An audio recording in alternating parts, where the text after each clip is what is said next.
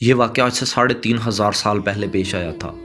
فرعون کے ڈوب مرنے کے بعد سمندر نے اس کی لاش کو اللہ کے حکم سے باہر پھینک دیا، جبکہ باقی لشکر کا کوئی نام و نشان نہ ملا۔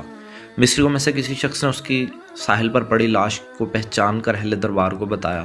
فرعون کی لاش کو محل پہنچایا گیا۔ درباریوں نے مسالے لگا کر اسے پوری شان و شوکت اور احترام سے تابوت میں رکھ کر محفوظ کر دیا۔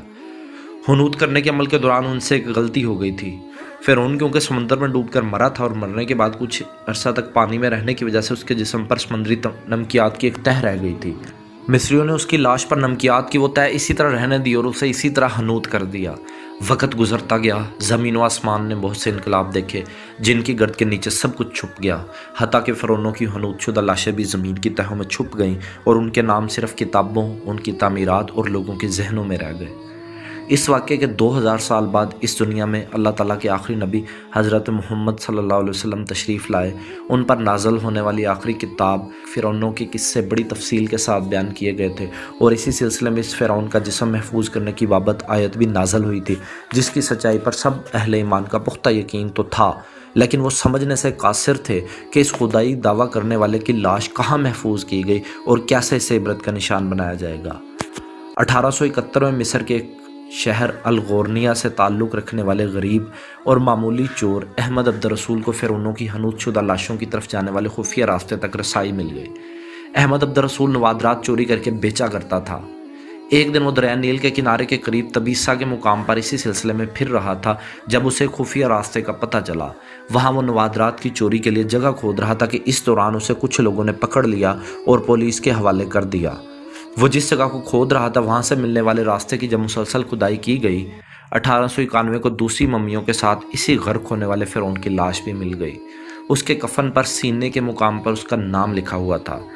ان ممیوں کو ماہرین قاہرہ لے گئے۔ جب ان ممیوں کو تفصیل سے جائزہ لیا گیا تو فرعون والی ممی پر جمی نمکیات کی تہ سے تصدیق ہو گئی کہ یہ وہی فرعون ہے جسے اللہ نے پانی میں غرق کر کے بدترین انجام سے ہمکنار کیا تھا۔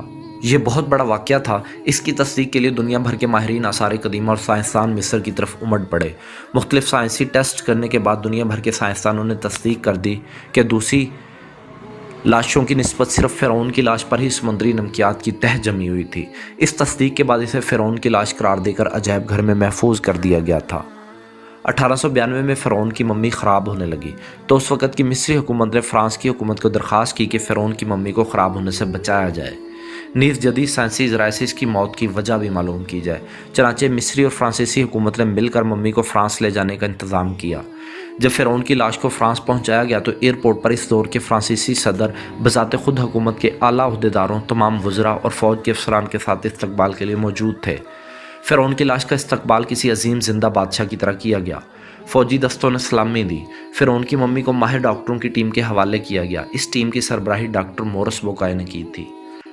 مائکروسکوپک ٹیسٹوں کے ذریعے ممی کے تمام اعضاء کا باریک بینی سے جائزہ لیا گیا تو معلوم ہوا کہ اس کی لاش اور جسم میں سمندری زراعت ابھی تک موجود ہے اور موت کی وجہ بھی پانی میں ڈوبنے کی وجہ سے ہوئی تھی۔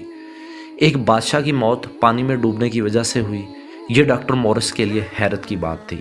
اس نے اس ممی کے بارے میں مزید جاننے کی کوشش کی تو اسے معلوم ہوا کہ اس بادشاہ کی موت کے حالات مسلمانوں کے نبی حضرت محمد صلی اللہ علیہ وسلم پر اتری کتاب قرآن مجید میں تفصیل سے درج ہے۔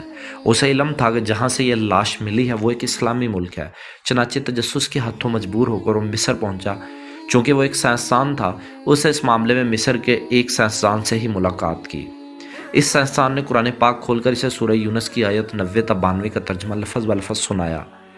فرعون کا خدائی کا دعویٰ، اس کا پانی میں ڈوب کر مرنا اور پھر پانی سے نکال کر اس کی لاش کا حنوط ہو جانا اور پھر دوبارہ لاش کا ملنا اور اس کی لاش کو جدید سائنسی دور میں دوبارہ محفوظ کیا جانا، سب کا یہ اشارہ ایک ہی جانب تھا اور یہ بہت واضح تھا: تجھے بعد میں آنے والوں کے لیے عبرت کا نشان بنا دوں گا۔ فرعون کی لاش ایسے محفوظ کر کے دنیا کے سامنے لا کر رکھ دی گئی کہ انٹرنیٹ کی ایک کلک پر رسائل، جرائد، ٹی وی چینلز پر عجائب گھر میں اربوں انسانوں کی آنکھوں کے سامنے کری اور پچکی قابل ترس حالت میں موجود ہے، عبرت کے لیے، سوچنے کے لیے کہ عبادت کے لائق اور ہمیشہ رہنے والا وہی ہے جو سب کا خالق اور سب کا رازق ہے۔ ڈاکٹر مورس نے جب یہ آیات کا ترجمہ سنا تو اسی وقت پکار اٹھا: قرآن مجید سچا ہے، کلمہ پڑھا اور مسلمان ہو گیا۔